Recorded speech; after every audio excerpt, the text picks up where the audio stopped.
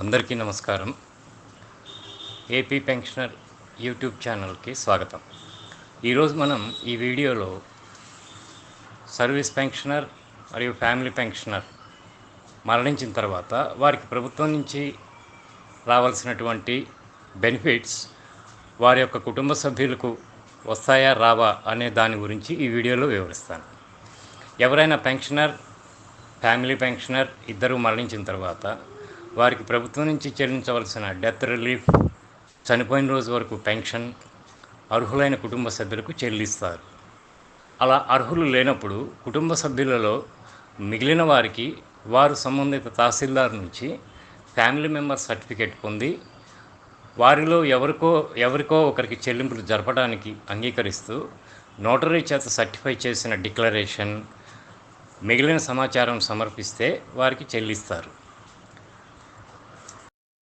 ప్రభుత్వం నుంచి రావాల్సినటువంటి డెత్ రిలీఫ్తో పాటుగా పెన్షనర్ చనిపోయిన రోజు వరకు పెన్షన్తో పాటుగా ప్రభుత్వం నుంచి రావాల్సినటువంటి లైఫ్ టైం ఎరియర్స్ కూడా అర్హులైన కుటుంబ సభ్యులకు చెల్లిస్తారు. అయితే డెత్ రిలీఫ్ వగైరాలు పొందే సమయంలో సమర్పించిన డాక్యుమెంట్లు ఒక కాపీ రెడీ రిఫరెన్స్ కోసము, అప్పుడు సమర్పించకపోతే ఇప్పుడు లైఫ్ టైం ఎరియర్స్ చెల్లించే సమయంలో తప్పక సమర్పించవలసి ఉంటుంది. లైఫ్ టైం ఎరియర్స్ కోసం మొదటిసారిగా సమర్పించవలసినటువంటి documents: 1. Pensioner payment order original, 2. Death certificate original, 3. Pensioner CFMS ID, 4. Pensioner bank పేరు, అకౌంట్ నెంబర్, 5. కుటుంబ సభ్యుల సర్టిఫికేట్ తహసీల్దార్ జారీ చేసింది, 6. సంతానం ఒకరికంటే ఎక్కువ ఉంటే వారిలో ఒకరికి చెల్లించవచ్చునని మిగిలిన వారు సంతకం చేసి నోటరీ చేత కౌంటర్ సైన్ చేయించిన అఫిడవిట్, 7. అలా నామినేట్ చేయబడిన వారి తాలూకు ఈ క్రింది డాక్యుమెంట్స్ సమర్పించవలసి ఉంటుంది: 1.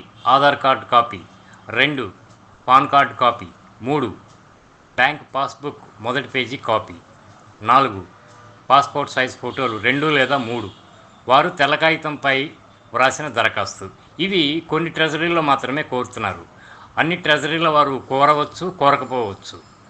కనుక ముందు ఒకసారి మీరు ట్రెజరీ వారిని సంప్రదించి వారు ఏమి కోరితే అది ఇవ్వటం బెటర్.